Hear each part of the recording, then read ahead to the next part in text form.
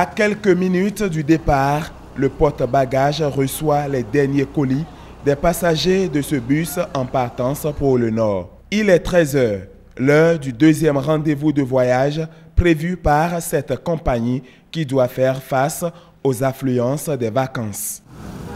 Au moment des vacances, nous faisons 2 départs pour 13 h. Ce n'est pas tous les jours que nous faisons 2 départs, mais quand il y a assez de passagers, on essaie de lancer un second bus. 7 h, 13 h et 20 h, 3 rendez-vous qui sont honorés quotidiennement. Mais le plaisir de voyager est souvent trahi par des inquiétudes légitimes. Nos inquiétudes principales, c'est la garantie de descendre sain et sauf. Qu'il n'y ait rien en route, qu'on puisse arriver à l'heure et qu'on puisse descendre en bonne santé.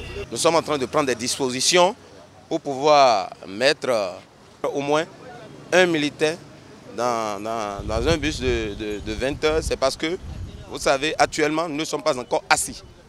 Le secteur du transport en commun est troublé parce que nous n'avions pas encore un parc digne du nom.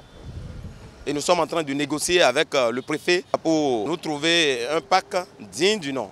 En attendant que ce plaidoyer à l'endroit du préfet trouve une réponse, la question de la sécurité devient une priorité. Avant de démarrer là, il faudrait qu'ils aient leur bus au point, que tous les compartiments soient révisés avant de démarrer. Parce que des fois, ils ne révisent pas. L'essentiel, c'est de gagner de l'argent et d'avoir beaucoup d'affluence et c'est fini.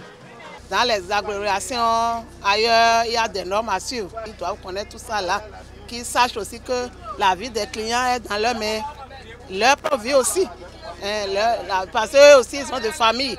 Qu'ils sachent aussi que sinon, on descend sain et sauf, c'est qu'eux-mêmes descendent sain et sauf. Dans ces bus-là, c'est prévu qu'il y ait 2 chauffeurs.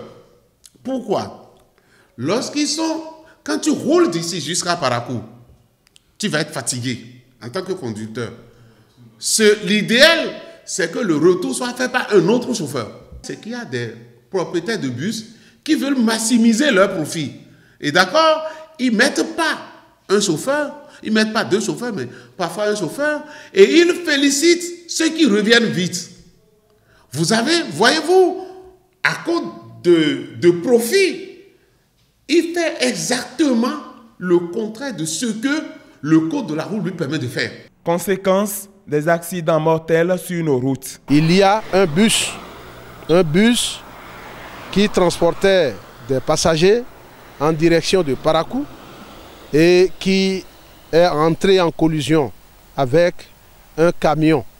Et vraiment le dégât est important. C'est-à-dire qu'il faudrait qu'il limite la vitesse. Comment est-ce qu'un bus peut dépasser les petites voitures de 5 places là? Vous imaginez? Si au niveau des compagnies de sécurité, il peut y avoir un numéro vert ou bien un numéro par région. Et lorsque nous arrivons dans la région où le bus fait de la vitesse, on appelle la force de sécurité, on peut les retenir, changer de chauffeur ou leur prendre des pièces. Donc c'est juste pour sécuriser les voyageurs. Le Centre national de sécurité routière est interpellé. Nous allons demander aux collègues de se mettre sur la route et de pouvoir contrôler spécifiquement ces bus-là. Lorsque vous rencontrez un chauffeur à bord d'un véhicule et qui n'a pas le permis autorisé, vous l'immobilisez. D'accord?